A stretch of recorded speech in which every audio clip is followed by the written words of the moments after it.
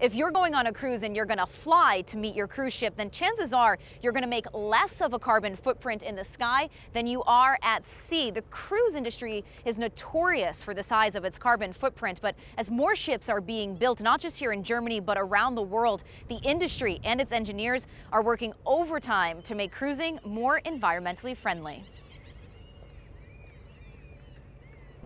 This is the Lloyd Worth Design Center in Bremerhaven, Germany, recently opened by Gunting Hong Kong.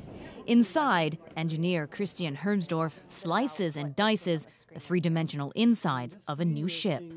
He's tinkering with a design which recycles the heat trapped in the ship's exhaust gas. It can top 380 degrees Celsius. This ship will need it since it's bound for the Antarctic. In a cruise ship like this, you need lots of heat, especially for tank heatings, laundries, the kitchens, the galleys. So we are trying to use as much of the energy from the exhaust gases to increase the energy efficiency.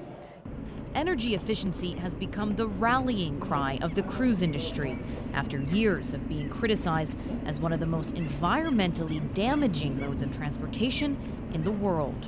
A cruise ship, in terms of production of CO2, is producing about, I believe it's about 3 times as much CO2 per passenger mile as a train, about 6 times as much as a passenger plane. The basics, like recycling and efficient lighting, are standard. The focus now is on hull design and energy repurposing. Royal Caribbean's latest addition literally and metaphorically floats the boat.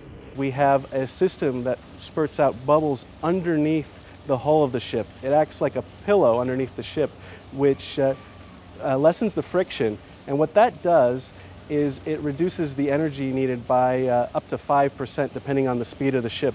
Doesn't sound like much, but given that these ships can eat through some 300 tons of fuel a day, even a 1% reduction is a lot, not just for the environment, but also the pocketbook. Cruise ships spend about $20 per person per day on fuel. Multiply that by 5,000 passengers, and you're talking $100,000 a day in fuel just to keep the ship running. And it will get pricier, especially in Asia, where stricter emission standards are being imposed.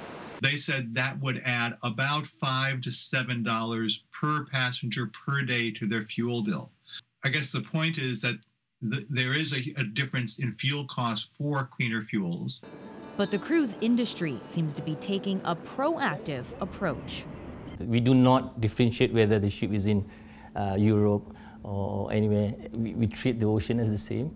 Well, when it comes to buying fuel, we in many places go beyond the requirement and will spend more money for fuel to be even more friendly to the environment.